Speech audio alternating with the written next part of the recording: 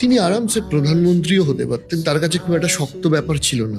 সেইটার বদলে উনি কেন এই পথটা বেছে নিলেন, তোমার রিসার্চে কি মনে হচ্ছে?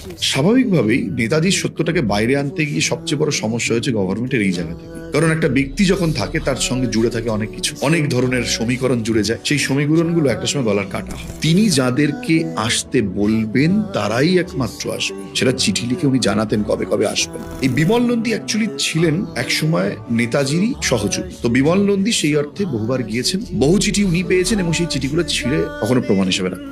এই বিমল নন্দীর লেখার মধ্যেই তোর প্রশ্নের একটা উত্তর রয়েছে। তিনি বারবার বলছেন যে মহারাজ না ভাওয়ালি সন্ন্যাসীর কথা বারবার বলতেন, আর বলতেন যে দেখেছো একটা মানুষ নিজের পরিচয় সামনে আনতে তার কি কঠিন সমস্যা। সে নিজে একজন রাজা সেটা বলতে পারছে না, সেটা প্রমাণ করতে পারছে না। দেশ তখন একটা ভয়ঙ্কর টাইমের মধ্যে ছিল, 1950s।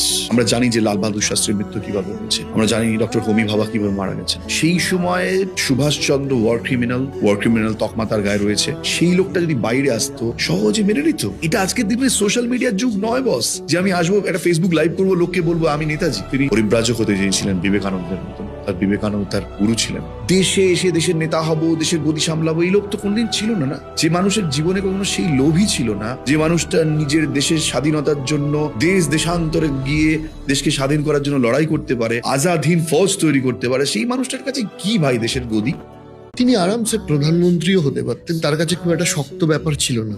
সেইটার বদলে উনি কেন এই পথটা বেছে নিলেন, তোমার রিসার্চে কি মনে হচ্ছে? স্বাভাবিকভাবেই নেতাজির সত্যটাকে বাইরে আনতে গিয়ে সবচেয়ে বড় সমস্যা হয়েছে গভর্নমেন্টের এই জায়গা থেকে। কারণ একটা ব্যক্তি যখন থাকে তার সঙ্গে জুড়ে থাকে অনেক কিছু, অনেক ধরনের সমীকরণ জুড়ে যায়। সেই সমীকরণগুলো একটা সময় গলার কাটা হয়। তিনি যাদেরকে আসতে বলবেন তারাই একমাত্র আসবে, সেটা চিঠি লিখে উনি জানাতেন কবে কবে আসবেন। এই বিমল নন্দী অ্যাকচুয়ালি ছিলেন একসময় নেতাজিরই সহযোগী। তো বিমল নন্দী সেই অর্থে বহুবার গিয়েছেন, বহু চিঠি উনি পেয়েছেন এবং সেই চিঠিগুলো ছিঁড়ে কখনো প্রমাণ হিসেবে রাখেন।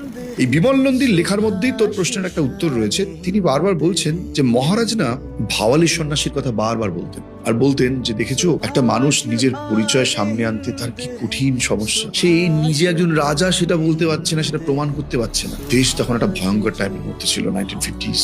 আমরা জানি যে লাল বাহাদুর শাস্ত্রীর মৃত্যু কিভাবে হয়েছে, আমরা জানি ডক্টর হোমি ভাবা কিভাবে মারা গেছেন। সেই সময়ে সুভাষচন্দ্র ওয়ার ক্রিমিনাল তকমা তার গায়ে রয়েছে। সেই লোকটা যদি বাইরে আসতো সহজে মেনে নিত। এটা আজকের দিনে সোশ্যাল মিডিয়ার যুগ নয় বস, যে আমি আসবো একটা ফেসবুক লাইভ করবো, লোককে বলবো আমি নেতাজি। তিনি পরিব্রাজক হতে চেয়েছিলেন বিবেকানন্দের মতন, তার বিবেকানন্দ তার গুরু ছিলেন। দেশে এসে দেশের নেতা হব, দেশের গতি সামলাবো, এই লোক তো কোনদিন ছিল না। যে মানুষের জীবনে কখনো সেই লোভই ছিল না, যে মানুষটা নিজের দেশের স্বাধীনতার জন্য দেশ দেশান্তরে গিয়ে দেশকে স্বাধীন করার জন্য লড়াই করতে পারে, আজাদ হিন্দ ফৌজ তৈরি করতে পারে, সেই মানুষটার কাছে